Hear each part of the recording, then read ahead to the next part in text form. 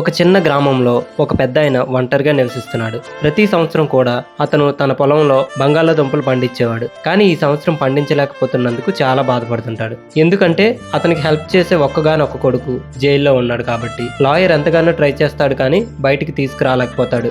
ఆ పెద్దాయన చేసేదేమీ లేక జైల్లో ఉన్న అతని కొడుక్కి ఒక లెటర్ రాస్తాడు. బాబు, ఈ సంవత్సరం నేను బంగాళాదుంపలు పండించలేకపోతున్నందుకు నాకు చాలా బాధగా ఉంది. అలాగే నాకు వయసు కూడా అయిపోయింది, పని చేయలేకపోతున్నాను.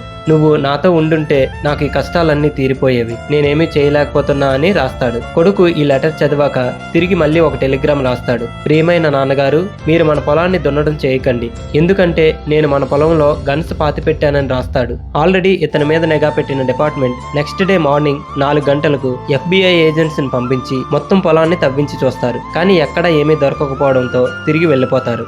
ఏమీ అర్థం కాని ఆ పెద్ద ఆయన కొడుక్కి మళ్ళీ ఉత్తరం రాస్తాడు. ఇలా జరిగింది బాబు, ఇప్పుడు నేనేం చేయాలి అని. అప్పుడు అతని కొడుకు ఈ విధంగా సమాధానమిస్తాడు. మన పొలం దున్నడం అయిపోయింది నాన్న, ఇప్పుడు మీరు బంగాళాదుంపలు నాటవచ్చు. నేను మీకోసం చేయగలిగే పనిని చేసేసానంటాడు.